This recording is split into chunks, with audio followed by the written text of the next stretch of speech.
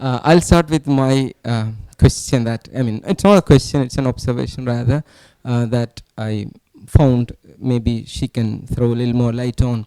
There was this idea of reluctance to remember that you had mentioned somewhere else in other presentations, and something that you passingly went through in this.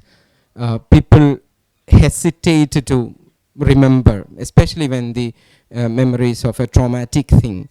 And for various other reasons, as you said in the last example, the women hesitated to use certain words or talk about certain aspects of the experience when the men are around or if there are other people. So there is a reluctance to remember. And somewhere else I remember you had mentioned that people, after repeatedly forcing them to articulate it, were willing to articulate certain of the experiences, especially of the rape or details regarding that sort of an experience.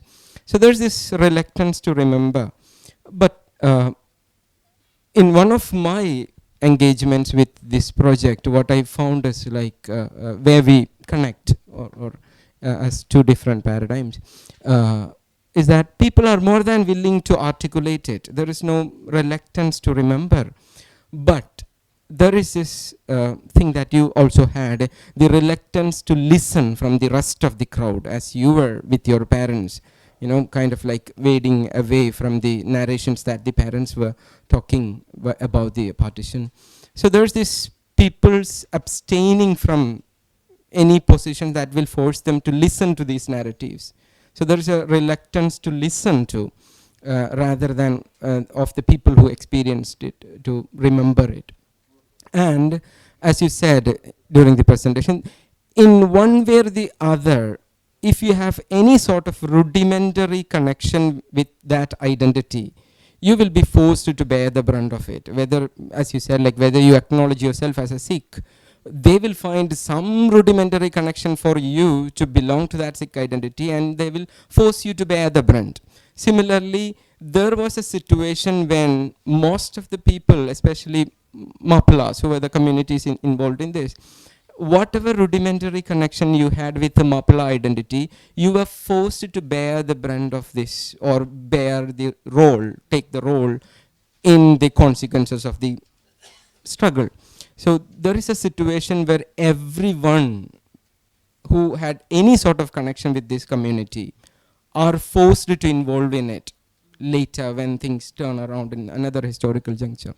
So this is what I found, or at least like people like me, when we got involved into this topic, I had seen like people like Razak sir, with my limited readings, people like Razak sir had articulated about these things, very, very subtle nuances of these things much earlier, but people like me were never drawn to it. But there was this historical moment where we were forced to but involve in it with our connection, any rudimentary, even if it is connection with this identity. So identity of a person plays a very crucial role at a stage or the other, forcing them to involve with these questions, whether how difficult it is to that incident, whether it's a traumatic incident or a successful incident, whatever.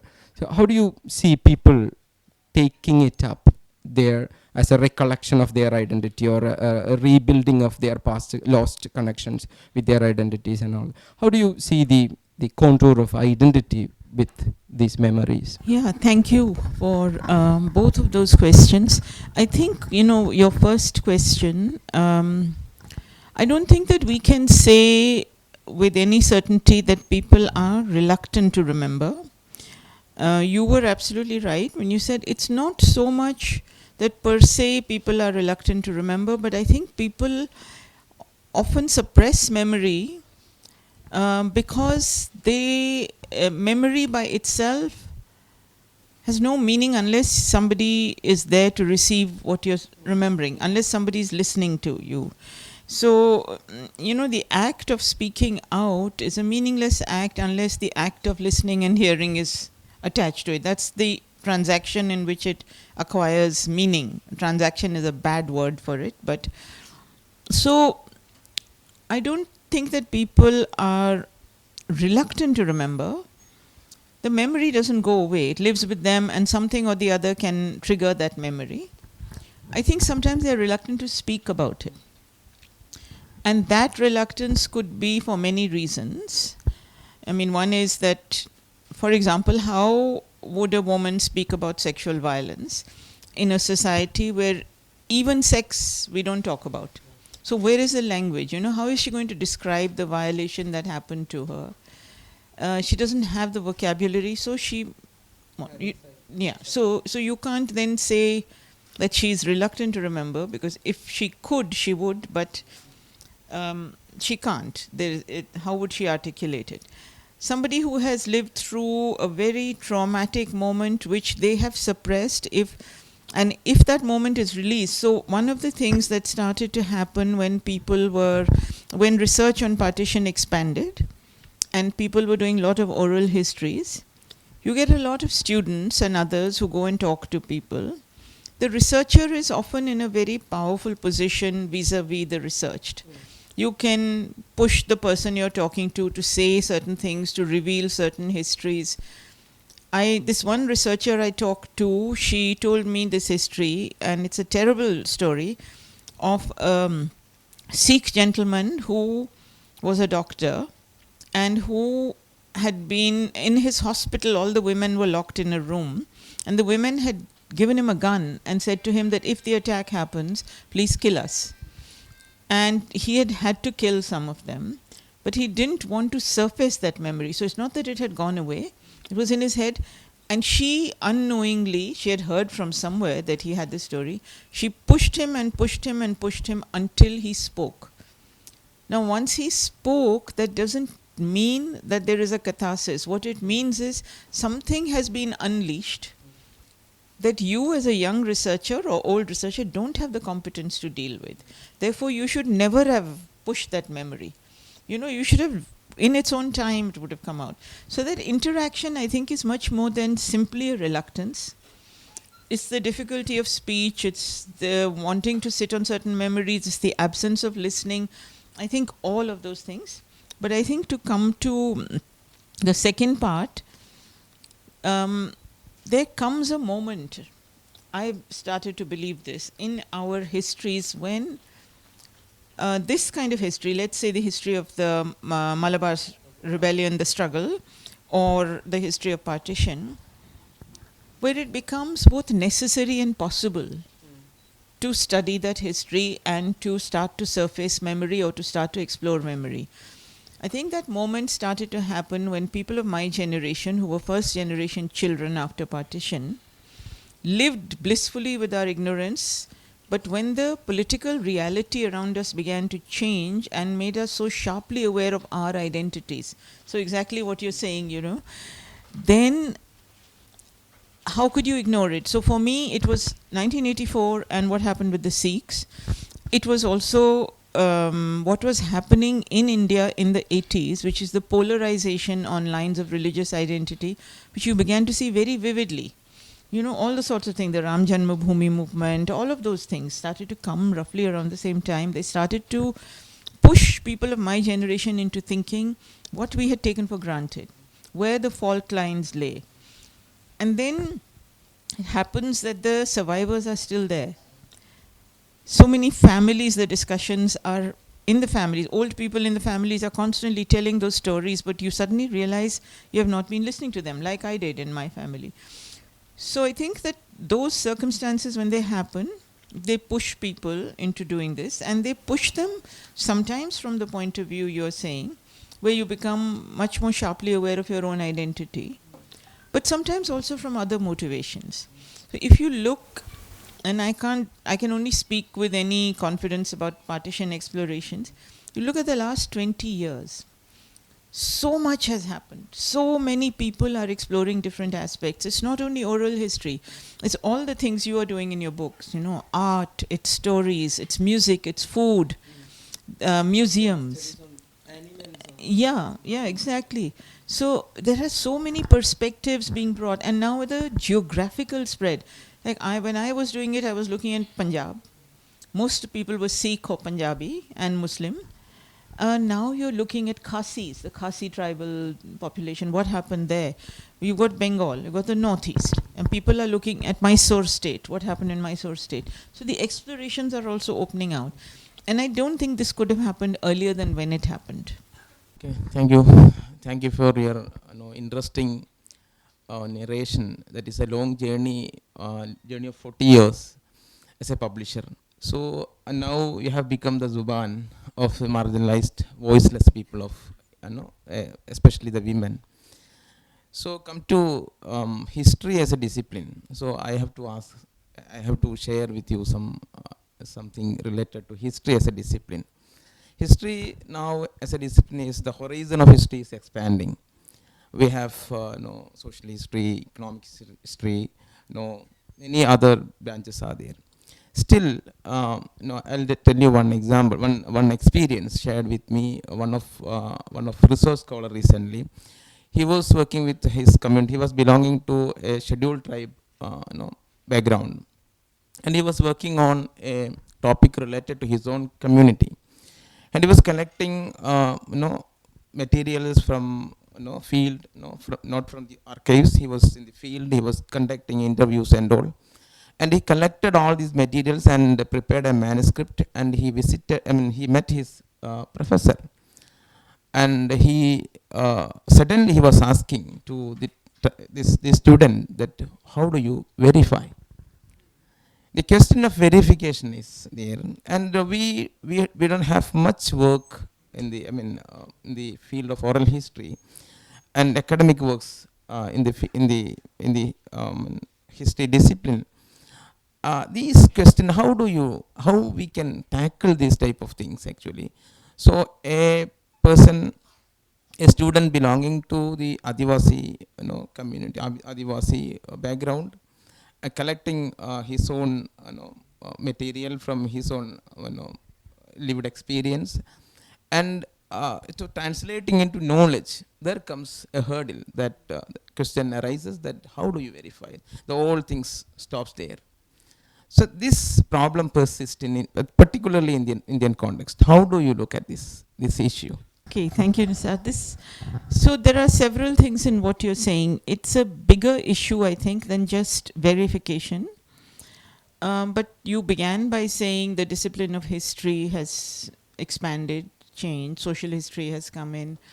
I think even beyond that, when you look at the ways in which our understanding of history has grown through the opening up to history or of history to more scientific methods, to science, to archaeology, to DNA testing, to that laser technology that allows you to look beneath. So when you're looking at the Angkor Wat temple in Cambodia, which when you see that temple is in some isolated place away from the city, and that entire mystery that historians were trying to solve about why was this a site of pilgrimage, etc., etc. It was discovered in a forest hidden away. Now that whatever that technology is called, the laser business, shows that it was at the heart of a really bustling city, which is completely disappeared. So we've learned so much more about that history. All of these things are helping us to understand history.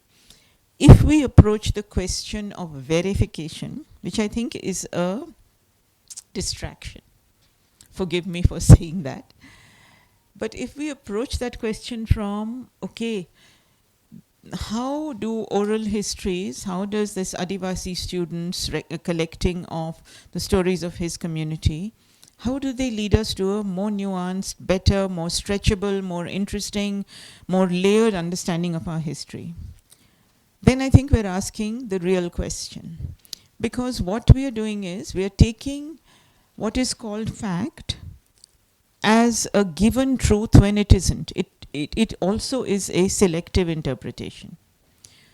So, in 1989, at the end of 1989, in December of 1989, there was a big sort of moment of violence against Muslims in Bhagalpur in Bihar, where about 1,000 people were killed in these riots, which were based in destroying the weaving capacity of Muslim communities who were weaving silk by hand. And it was discovered that behind it were the big industrialists who wanted to replace handlooms with power looms and bring in not handmade silk but machine made silk. And therefore they hit at the community that was doing it. I went to Bhagalpur along with 20 other people to do a citizens' investigation into this moment, and we fanned out and spoke to people everywhere. On the number of people who had been killed in that violence, we got 3 figures. One was the people's figure, one was the police figure, and one was the government figure for reports that went to the ministry and etc. All 3 different. Now these are factual things, right? And yet they're so different. So how do we understand what was the correct figure? What would we take? And then we had to ask ourselves this question, and I finally came to the conclusion that it doesn't matter if it was 1,000 or 300 or 250. Even one person killed is one too many. So what does that allow, that wide variation in those figures, what does it allow us to understand? It allows us to understand how that terrible violence was experienced by the people who were its victims. It allows us to understand the motivation of those who want to falsify the figure and keep it as less, because they want to make this seem as a less serious thing. All of these are subjective interpretations, but they enable us to understand that history better. So I think as we should not think of oral history or, within quotes, factual history as an either or. This is what the so-called facts tell us. They can be vulnerable. This is what people tell us. How does people's understanding of those facts help us to understand those facts better? Can these 2 disciplines work with each other? I think that is a better way. Can they work with each other given their frailties, given their vulnerabilities, given everything? You know, and I'll tell you one more, I love telling stories. One other quick story. When I was interviewing people, I spoke to one woman who was working with abducted women. And she told me this story in which she said that there was one woman who was in a love relationship with the man who was supposed to be her abductor. So when the committee that had been set up by the government went to rescue that woman, she said, I don't want to be rescued. I want to be with this man.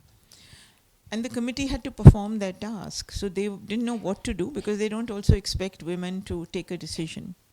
You know, so she decided, this woman who had gone to rescue her, whose name was Damayanti, she decided that she said the Pakistani Prime Minister was coming by train and passing through that town on that day.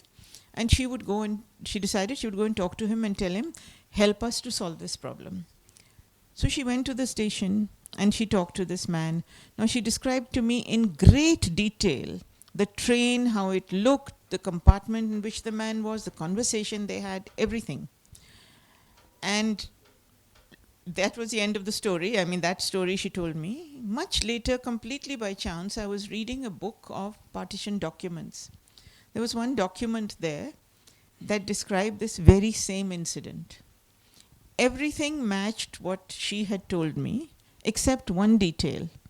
The man was not the Prime Minister of Pakistan, he was the Foreign Minister. Now, how does that falsify her story? Why do what would verification have done? All it would have said was, yeah, the man was a different man, but the story is not untrue. And the story tells us that there were women who refused to go back. That's what's important, not the train and the compartment. So somehow we have to readjust our need for verification. We have this reformer leader and a literary figure, Poige Lapachan.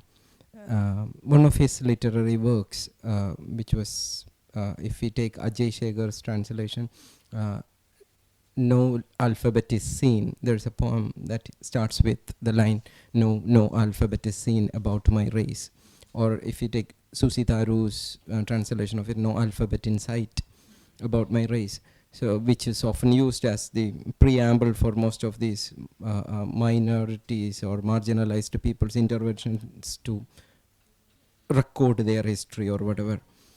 But when we get into this field of documenting the history, the language becomes the biggest problem, the selection of words. I think somewhere you had mentioned the issues with the selection of the word partition, how it fails. Similarly, we had found problems with the words that were used to refer to the 1921 struggle. And how do we get over that crisis of the subtleties and nuances of language? Is there a way out, or do we have to take it as it is? How do you look at the problems that language might open up when we attempt to document or record it? Yeah, well, I think, of course, we all know language is not static, and it carries with it a certain politics, it carries with it a certain bias in it, which is gender, caste, so many things in it. And language is not literal either. So when you look at partition, for example, I mean, you mentioned that in the earlier session, when you were introducing the session. I was thinking of this room, okay? Now there is this partition in between, no? If you say this room is partitioned into two things, it is absolutely accurate because it is a literal description of what there is. But when you use it to talk about that moment in our history, 1947, it doesn't capture so much of what went into it. Neither does division, neither does in words from or Urdu and Hindi, like, and Punjabi. So in Punjabi you would say Taqsim as division. That doesn't capture it. Vibhajan, that doesn't capture it. No? So we don't have the vocabulary to capture the enormity of it. This is why it's so interesting to see how in Europe they have used the word Holocaust, because just by making that biblical reference, it gives it a greater than just the literal thing. I don't think that we have to be forever stuck. We may find a word, we may create a word that somehow seems more adequate than these ones that are existing. But until such time as we do, I think that it's important that we point to precisely this. We point to the inadequacy of it, so that we know what we're talking about. We know how this inadequacy of describing the enormity of that moment, even if we call it moment, it's not right. As you know from the history that you have now created, that while the struggle may have been 1920, 21, or it was over by 22, but it started long before that moment, and it continues today. Similarly with partition, it's not August 1947, it really is what went before, what went after.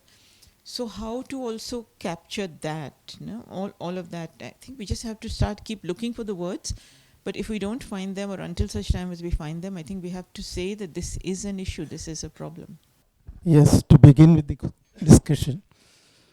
See, Mom, you know that there are, in dominant historiography or textbook historiography, we find selective amnesia and selective remembrance. This partition stories belongs to this amnesia part. Now, nation state doesn't want to talk much about partition. If at all they talk about partition, it will be in the form of they try to present it as a political tragedy where we lost some part of the territory, in that sense only. Never we examined it from the point of view of human tragedy. And it was, I think, your book that for the first time dealt partition from that point of view. And its result was seen even in textbook historiography. If you look at the 12th standard textbook on history, we have got a very good chapter on partition, dealing all the traumatic experience of people. So from the point of view of human tragedies. So I think one good work that you have done, one positive impact of your work is that we are dare enough to face the realities like partition now. Second point, these are not questions. Second point that comes to my mind, that you were telling about your own personal experiences, the memories, the stories that were related to you from your grandma and your family members. And that ultimately prevailed upon you to pick up this partition as your objective study. I think K.N. Panikkar you are familiar with. Dr. K.N. Panikkar wrote the best book on Malabar struggle, that is against Lord and State. And in the preface of that book, he tells about a similar story that his own grandparents or grandma used to tell consternating stories about the Moplas and the Mopla rebellion. So it was those stories that finally took him to this area of study. So these are the things that I would like to immediately share with you. Okay. Actually, I am really happy that I could see you. I read your book some 20 years back, and some of my students were telling me that it was me who introduced them about this book, Other Side of Silence. Okay. But you know, it's very interesting. Thank you for saying that the way in which people start exploring histories, that also changes with time. So when I was doing my research, I have, as I said, I have family in Pakistan. I have a lot of very close friends in Pakistan, and I used to go there a lot. And there was in the 80s, there's a very different way of looking at that history in Pakistan. For us, it was like the loss of our territory. For them, it was the birth of their homeland. For us, the state did not want to remember it because it overshadowed the euphoria of independence. Over there, they wanted to mark it because it brought the birth of their nation, but not the human tragedy nobody wanted to talk about. Over time, I have seen this change, and there are now so many explorations, because as generations change and as that history recedes, you know, memories also start to sort of perform or I don't know, act on people in a slightly different way. And I think this also has to do with the diaspora, because there are so many young Indians, Pakistanis outside of India. And there they come together without the history of this enmity and everything. And in the American diaspora, where many of them are, South Asian studies and looking at partition is a big thing. So all of these things work to change the nature of the exploration. And now I see in partition there is so much interest in family history in Pakistan, so much interest in family histories, so much interest in seeing it from this different perspective. So often my friends who are teaching in universities there will set up virtual class online where students can talk to people, researchers in India, they can talk there. So I think that would not have been possible in the 80s. It is happening now. So in many ways, this exploration is growing. And I think that's really important, that marks some understanding, I hope, in people's minds. The growth in that exploration actually comes out in snowballing form, where the magnitude also raises. Like as you said, like partition has been being studied in different dimensions. Recently we had studies on Malabar struggle, even from an angle of animal studies, where Mahmood Kuria had brought out a work on the donkeys in Malabar struggle. So the magnitude of the event is growing, the more exploration is happening, and more of people get to be involved in it, involved in the sense they get a part in it. So there are actually, like, the more the explorations happen, it's kind of like a snowballing effect. It grows beyond. So now people are working across borders on connected histories. There was a wonderful book. I really regret that I didn't get a chance to publish it, but I'm glad it got published, called This Side, That Side. It was published by a small independent press in Delhi called Yoda Press. And basically it is a graphic history, about 10 or 12 graphic stories on partition by young artists and writers across India, Pakistan, Bangladesh. They worked together to write this history together. So even when the history is different, they will mark it in that. And now there is a group, very, very fascinating, called Riti, which has created like a web web game. So it's on partition, and this may be interesting for your work on the Malabar struggle.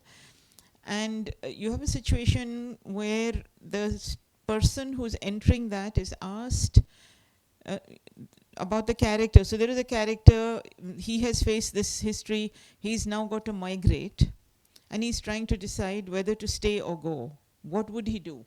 So if you click on go, then a whole series of other consequences come. Then there is another choice to be made. If you click on stay, a whole series of other consequences come. And for young people, it's so interesting to do that because you learn the sort of issues that people faced at that time.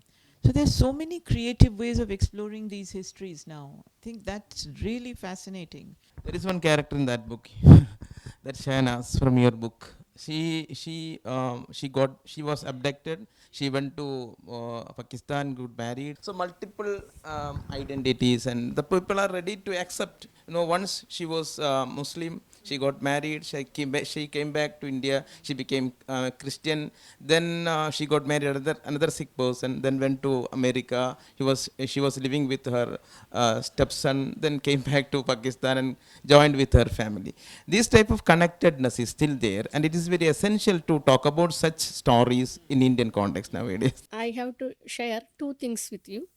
One, for a long time, I was under the impression that partition did not affect far off places like Kerala.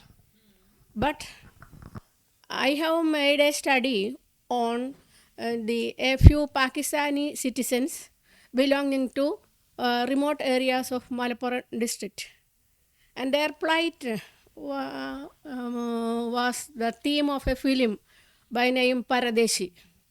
It's a very touching film, and the realities, if you want to know the realities with regard to these people, you have records in the police station near the Kundur village in Tirurangadi.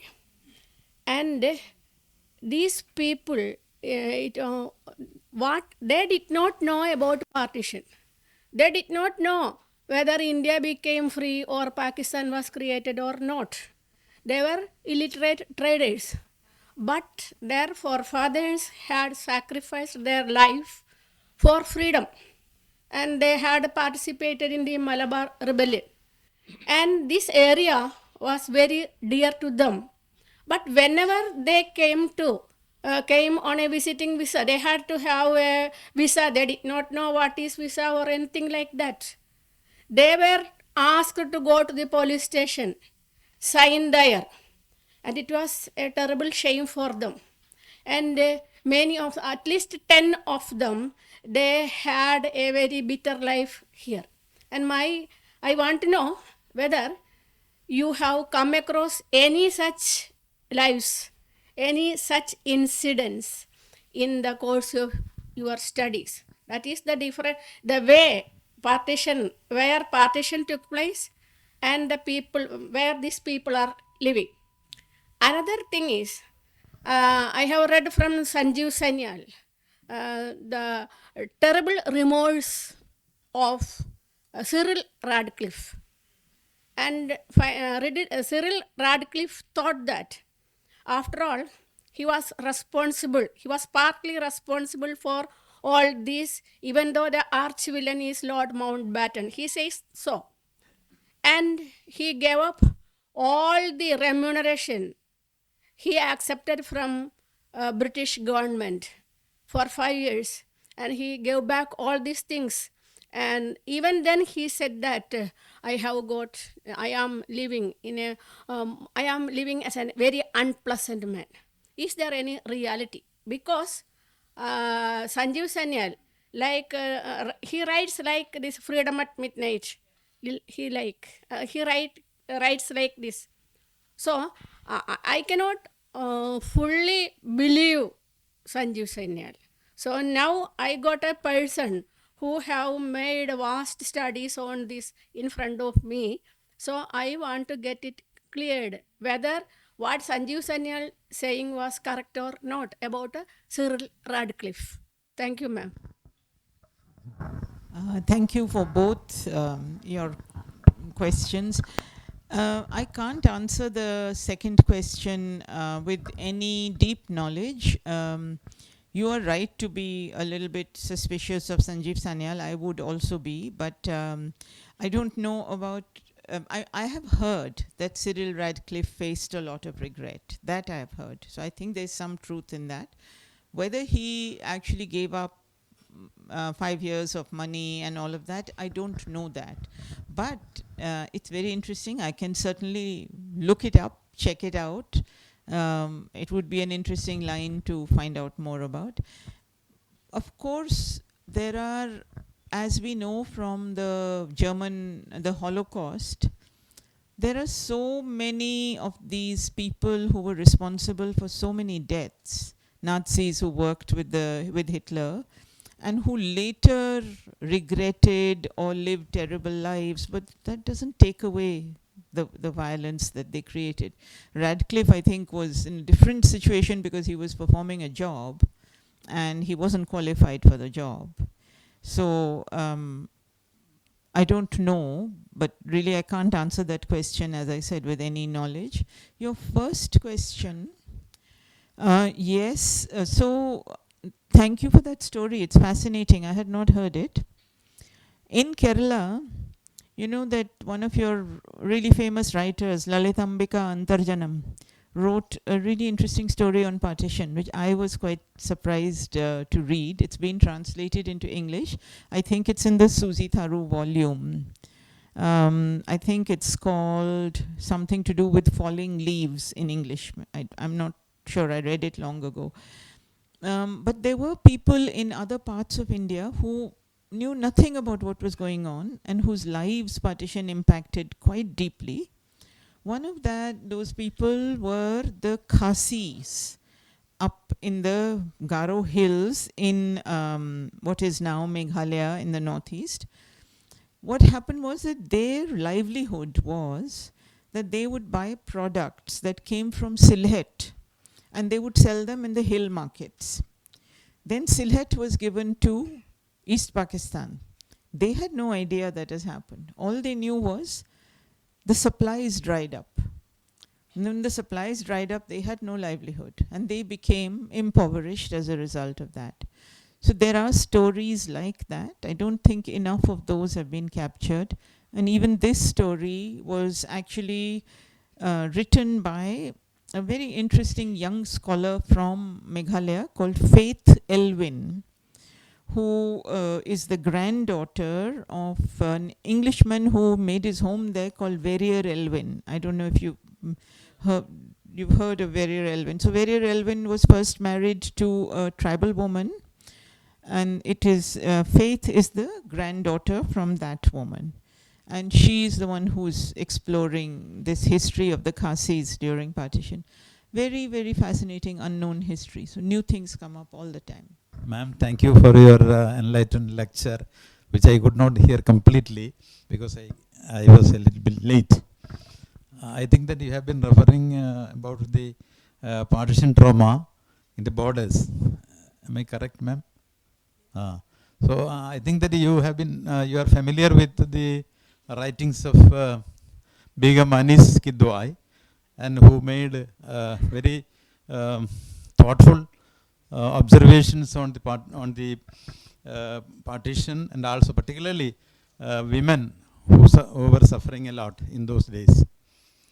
I think to quote her, she says that I have seen young women semi-mad, always laughing at, of course, at us, at the country, at the religions, and the propagators of religions, the governments, and its laws.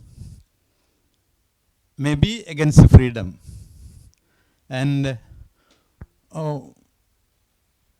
we don't know how they are actually having this kind of a mindset up at this time, and who knows their mind exactly. So this is how she is explaining the partition trauma. And you also have been referring the um, uh, some people who have been converted from your own family or some families into Islam and all that, and they have been staying there. So was there any, force used for this conversion, etc., etc.? And that is one point that I have to, I need your enlightened, answer for that. And another thing is that again, I know that again, uh, Murshid Hassan and Mushirul Hassan has said once that women are the worst sufferers during the time of the partition, and they have been stripped as if bananas are peeling. So this is how Mushirul Hassan has described the trauma of women during the time of the partition. So that shows that they were the worst sufferers. And I know that Maria Mies and all that, calling it as women is the last colony. And this is how, because they are in any partition or in any rebellion or in any riot, women are the worst sufferers. And the governments, both the governments, so I think that are not giving that much importance for that. Of course, some people have written on that, on the partition, the miserable plight of the women in the partition time. But after the partition, both the governments in Pakistan and also in India, because we won't find, they are ignored even now as they are found. So this is the plight. So that is not the question actually. The question is the force, the question of, the point of force, whether there was any force behind the partition, particularly that of women. Thank you. I think the answer to your question is yes and no, and it's not necessarily in that order. Could be no first and yes after. So there is always some level of forcible moving into other identities at times like this when people are vulnerable. And let me give you a different example from 1984 when the Sikhs were targeted because two members of their community had killed Indira Gandhi. They were not necessarily forced to convert, but they were forced to cut their hair, which is for a Sikh a real violation of their belief, their conviction, everything. It's very important to them, those 5 Ks which the gurus have prescribed, of which the most obvious one is to cut your hair. And I know many Sikhs who underwent so much deep humiliation and trauma as a result of cutting their hair. I mean, you might think it's nothing. What's the big deal? You cut your hair, you have another haircut, tomorrow you grow it. But the humiliation of that was something they were never able to forget. Now, during partition, were people converted forcibly? Some may have been. My mother's brother did not convert forcibly. He chose to convert. He chose to convert because he decided, he made a simple material calculation. The calculation was, I'm 20 years old. I have a huge house. This is where I've grown up. I don't care about a new country. I'm going to live in my house. If it means I have to change my religion, I'll change my religion because I don't care about religion. He was not bothered about religion. He changed it. He was never a believer. He became a Muslim, but he was never a believer. So he kind of lived a lie all his life. But my grandmother, who was with him, was forced to convert. She was a deep believer. She was forced to convert by her son, not by some external force. He told her, you have to stay here, the house is in your name, and you have to stay here with me. Your daughters have gone across the border, they are married, they can't keep you. I will keep you. Stay here, but become a Muslim. She did, because she had to, and she went mad as a result. She just lost her balance. Now, I don't know if it was only because of the conversion, but whatever. Many women who were abducted, their abductors married them And they took the religion of the abductor. Now, did he force them? Maybe. Or did they realize that this is the convenient thing to do? Probably. So it's very difficult to draw that line. This is not to say that there are not forced conversions across all religions. There are. We know from what is happening in our own country about not only forced conversions, but forced humiliations of people who belong to other religious identities by making them say words that hurt them, all of that. So I think it's more complicated question than just coercive conversion. The line between force and not force is a very difficult one to draw. This story that you mentioned, this is a story of a girl who was abducted during partition. She was 16 years old. She is a Sikh girl. Her name was Gurbachan. Her abductor married her. She became Shehnaz. They had 5 children. And she thought that her entire family had died in the attack. 10 years, in 1962 or something, so quite a long time after partition, she came to know that her parents were still alive in Amritsar. So she and her husband and family, 5 children, came across the border to meet the family. The family refused to let her go back with the husband, forcibly converted her back to Sikhism, married her to a Sikh man. After he died, his son took her with him to America. 50 years passed. She had no contact with her children. Then in America, she told her son about her past life, and he said, let's find your children. So they put an advertisement in a Pakistani paper, and she found her children who were now in their 60s. And so she went to Pakistan to meet them, and she said, I don't care about country or religion, all I want is my family. And if being with my family in Pakistan means I have to become Muslim again, I will. So she became Shehnaz again. So she went from being Gurbachan to Shehnaz to Gurbachan to Shehnaz. I mean, was she forced? Was she not?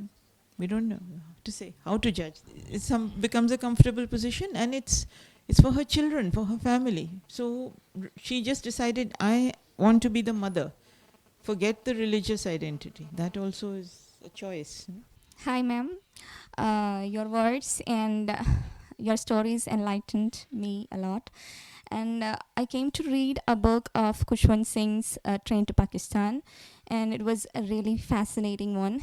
And it makes me think like how partition works, especially in women.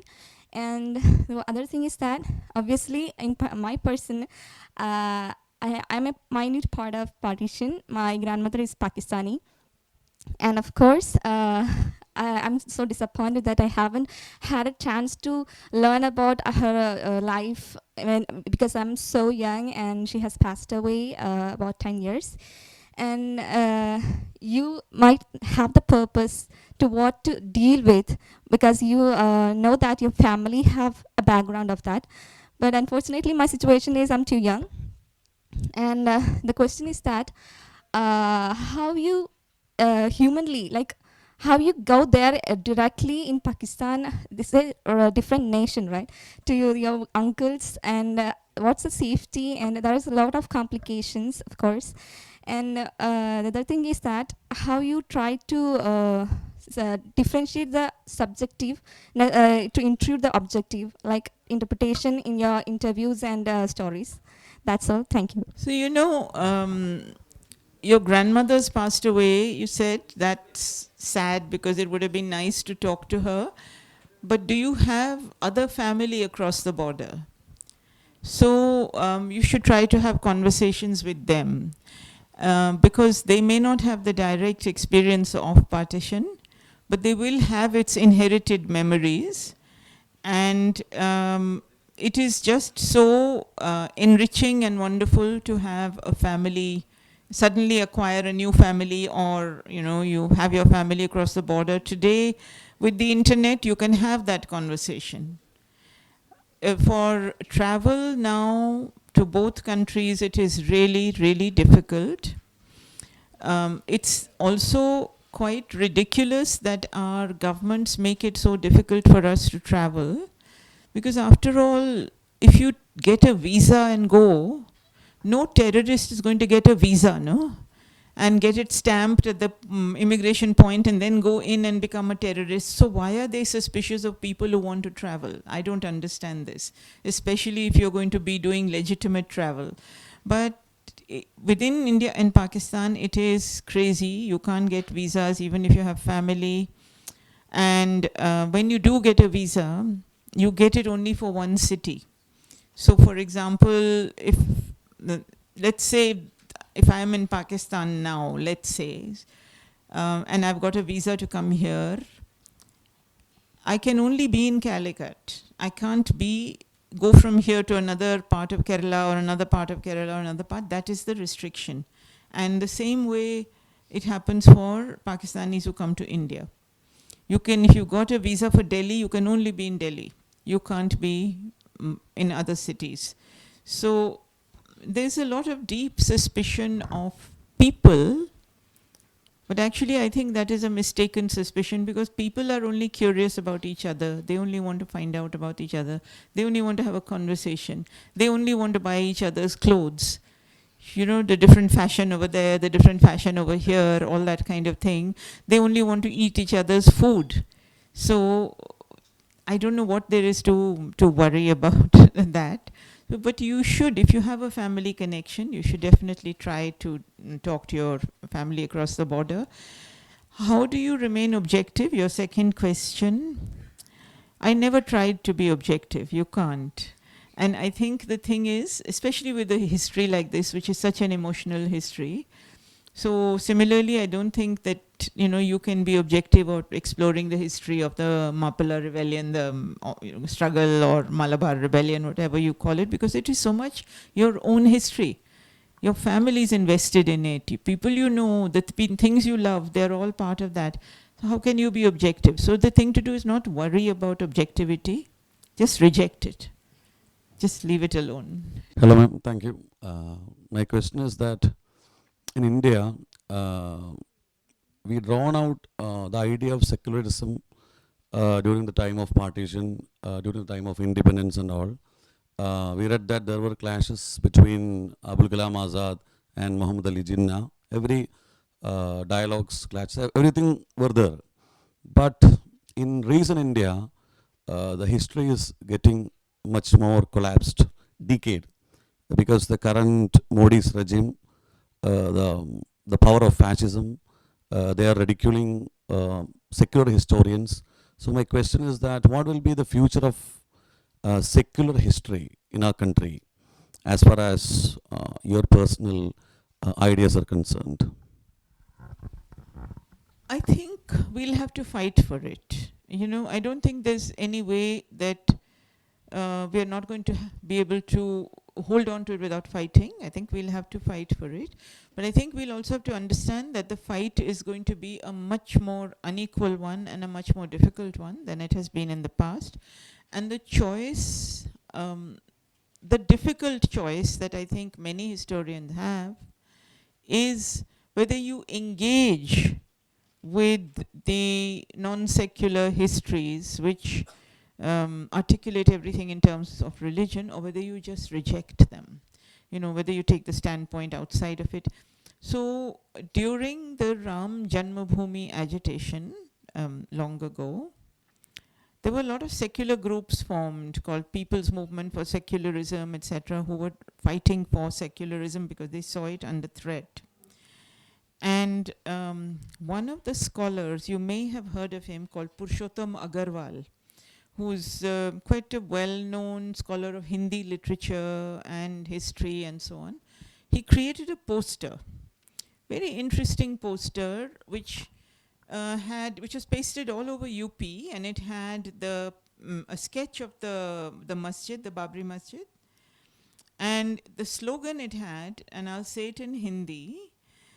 It said, the slogan was, "Kan kan mein vyape hai Ram, mat bhadkao dange unke naam."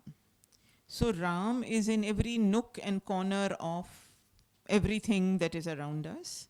So don't create violence in his name, because Ram, the Hindu god, was being weaponized at that time. And within the secular movement, there was a big battle. saying, why should we use their language? You should use a secular language. This is falling into their trap. You know, and I think that that same kind of issue will come before us now, but in a much sharper way. So we'll have to engage with it. We'll have to fight for what we believe. Better than giving up. No? Hi, ma'am. I wish to discuss with you about your book, The Other Side of Silence, because that's the only thing that connect me with you. I heard your name for the first time while reading my history test book, the chapter A Country Torn Apart, and a part of your book was given, and I read your name for the first time, Urvashi Butalia. And yesterday, my history teacher came to me and asked me, "Do you want to see her?" I was super excited. And while analyzing the book, I understood that men seem to focus on they seem to focus on macro level communal politics, while women tend to address micro level problems. The thought came to my mind is that to what extent do these women perspectives offer insights into issues such as rights, wars, etc., and how often do these readings from a female's viewpoint is occurring in the context of wars and other such issues. And one thing, before conclusion, I want to add one thing that around 150 students from the humanities stream of Nochad Higher Secondary School is eagerly waiting for your reply. And I am standing here representing all of them. So I think, you know, in some ways we have to be careful about all generalizations, because those patterns are never very clear cut. Okay? But the fact of the matter is that when you are talking, when you're doing interviews, when you're talking to people, there is a way in which men's access to the public world is much easier, much greater than that of women, and especially at that time, when for women, the changed reality meant many things that they had not faced before. So imagine that you're looking at North India, at conservative families, at Sikh families, at Hindu families, Muslim families.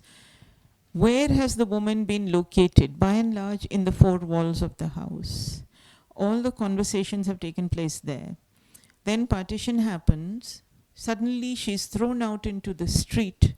The public space, which she has seldom accessed, becomes the domestic space. She has to live on the street. She has to cook there. They were walking, no, for those large kafilas. 12 days, there were 400,000 people in a kafila. So it takes you so long to cross any place.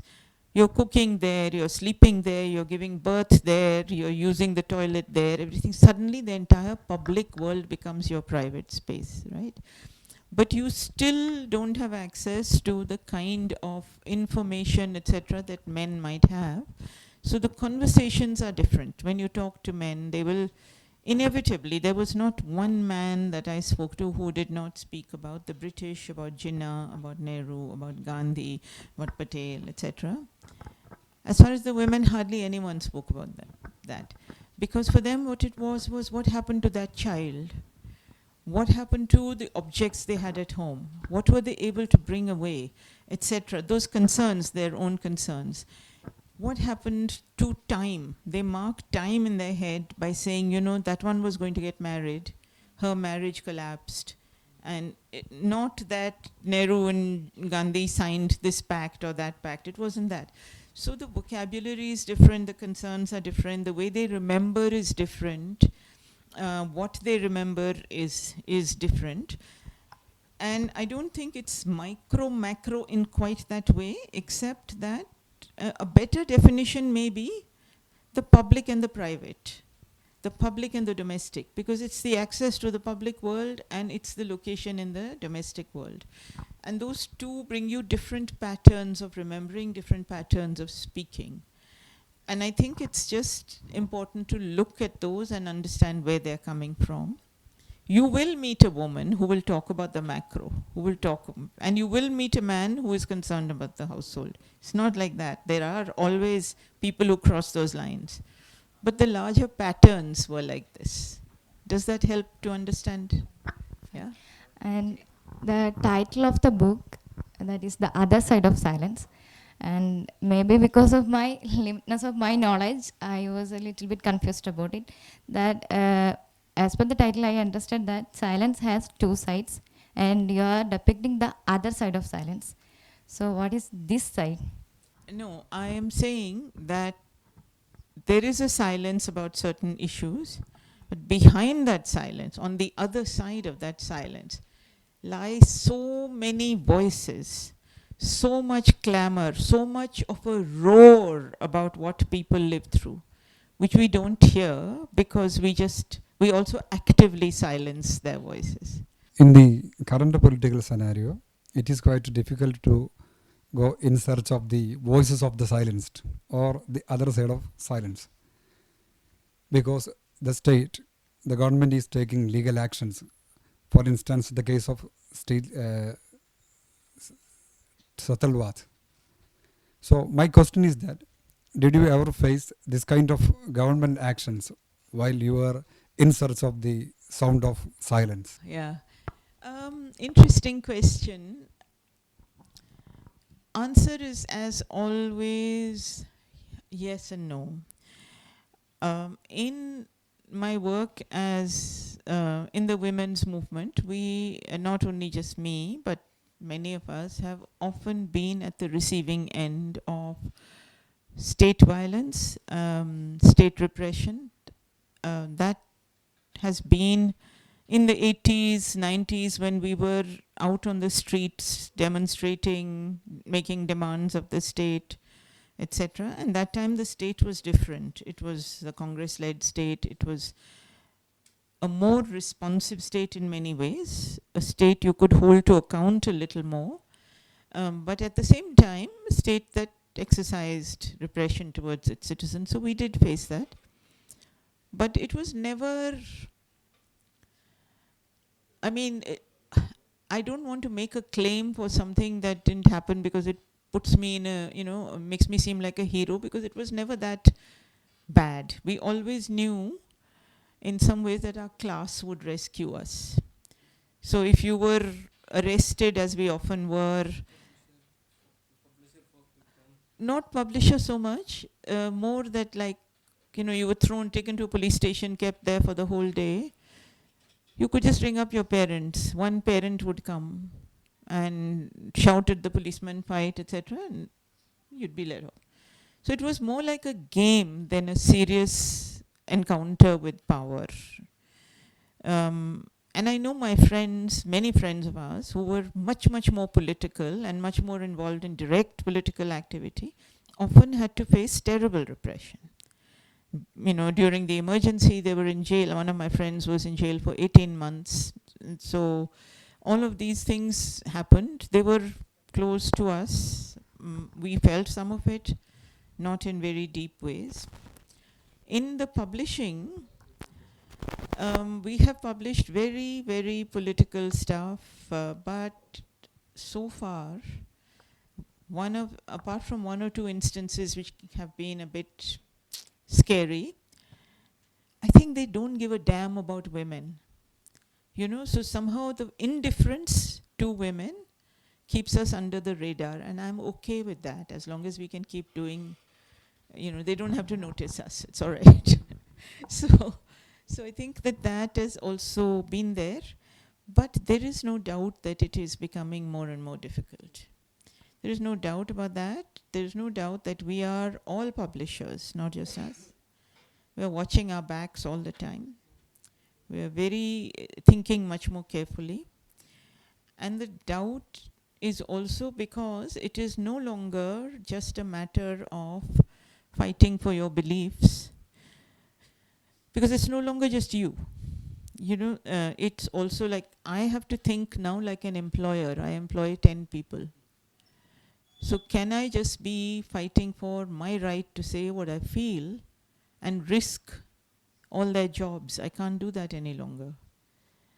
And I have made a choice, and I have to sort of be careful. All of us have to be careful. That is the reality of it. Hello, ma'am.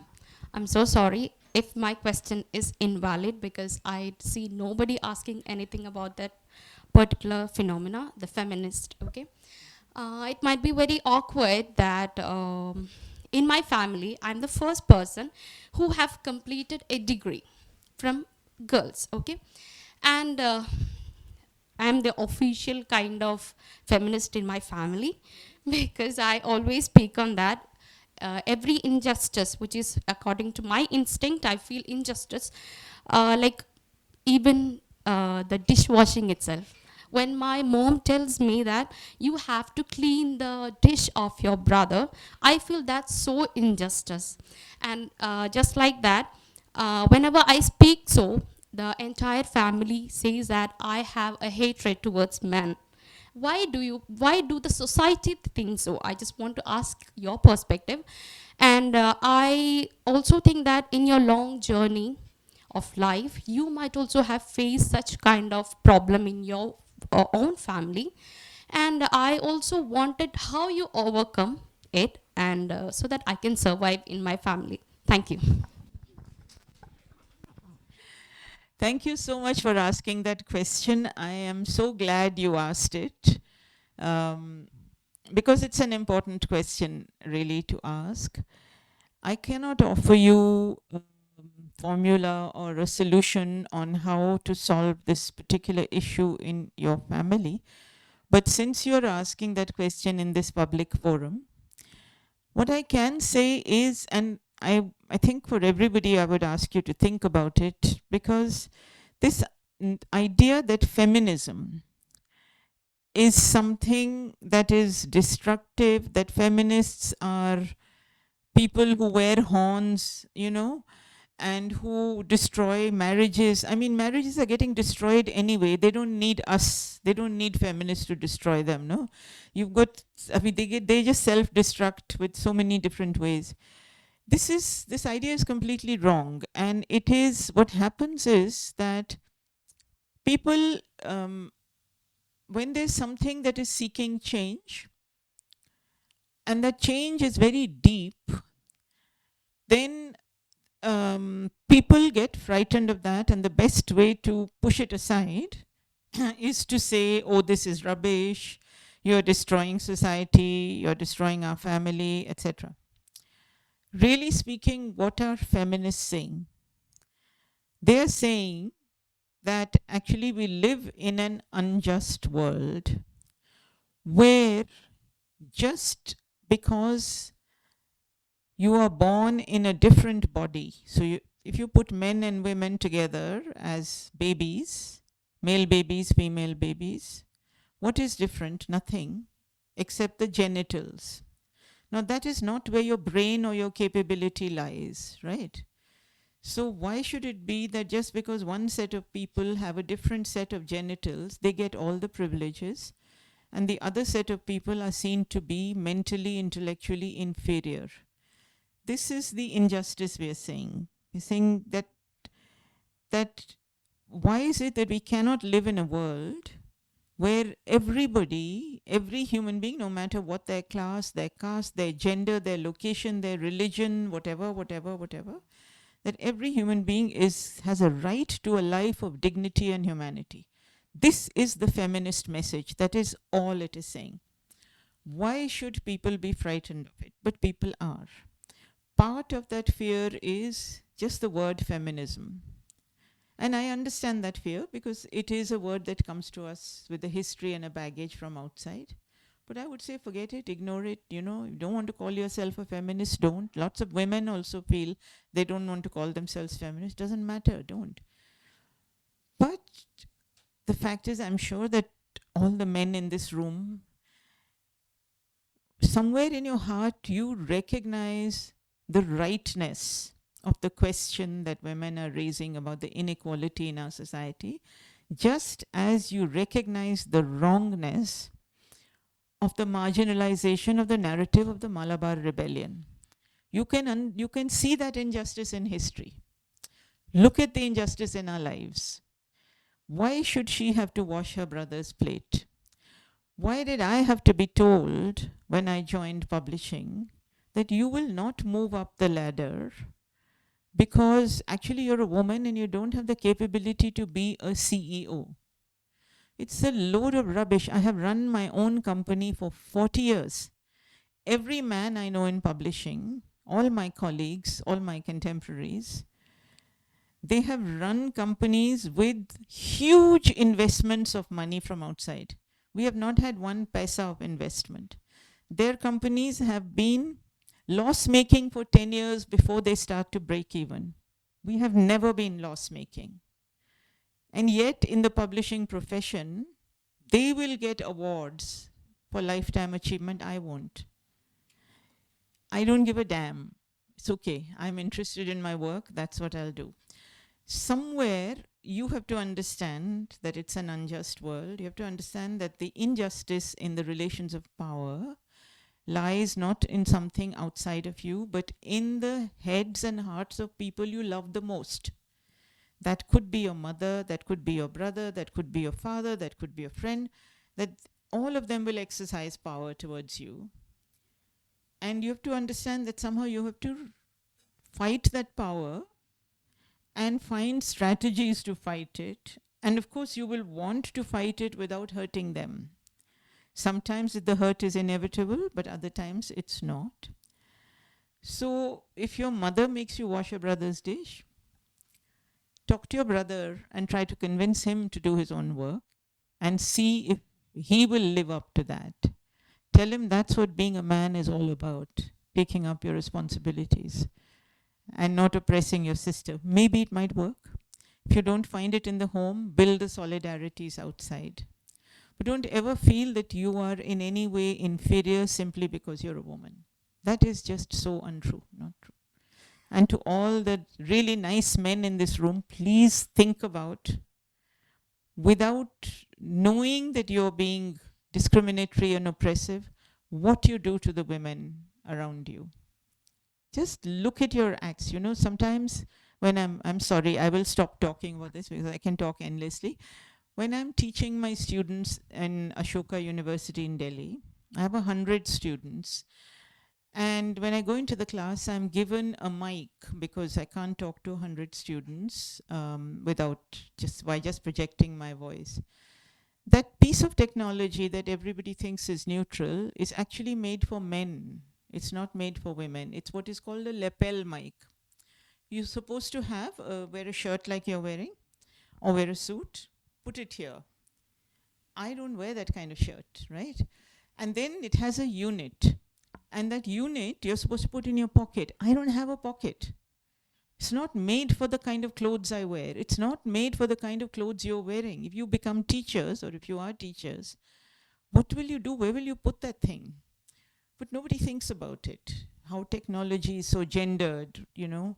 When you're sitting, this chair, for example, he's comfortable in it, you're okay in it. For me, I have to lean back because it's not made for a body my size. These are the subtle ways in which we are discriminated against. So please just think of this and think of the women in your lives and be fair to them, be equitable. Then she, poor thing, will not have to put up this battle. You know, then washing your own dish will become a matter of pride and not a matter of macho-ness. Thank you. I'll stop being a feminist.